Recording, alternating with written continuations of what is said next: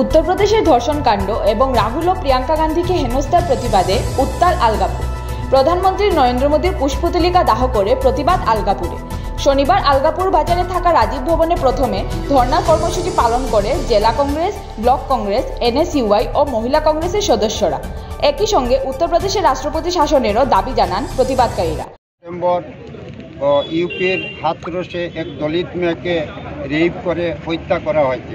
শুধু হত্যা নয়, ওর হাত পা ভেঙে ওর ঘরের সামনে ওকে দাহ করা হয়েছে। ওর মা বাবাকে ওর ঘরে বন্দি করে হত্যা করা হয়েছে।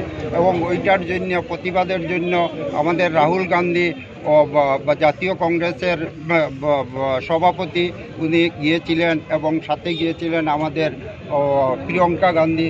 উনাদের অপমান করা হয়েছে। শুধু অপমান নয়, রাস্তার মধ্যে উনাকে ধাক্কা মারে ফেলে দেওয়া হয়েছে।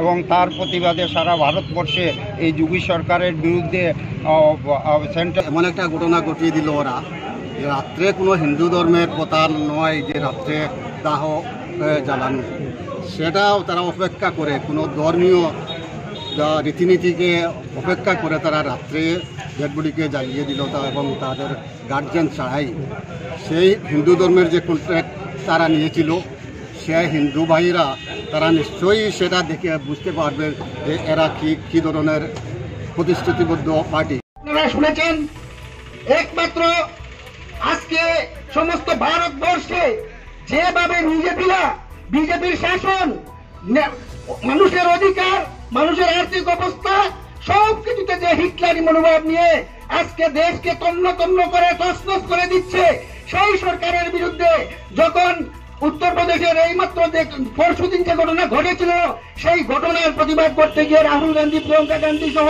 যে কংগ্রেস বাহিনী গিয়েছিলেন, সেই বাহিনীকে উত্তরপ্রদেশের সরকারের পুলিশরা যেভাবে হেনস্থা করেছিল, সেই হেনস্থার প্রতিবাদে আজকে সমস্ত ভারত ব্যাপী আমরা এই প্রতিবাদ কার্যসূচি হাতে নিয়েছি।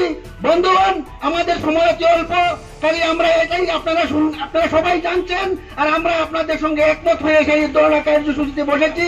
কাজে আওয়াজ তুলুন, আমাদের মেয়ে বোনেরা দিচ্ছে পুকার, আমাদের মেয়ে বোনেরা দিচ্ছে পুকার, এবার কোথায় দেশের চৌকিদার। Bureau report, eastern news.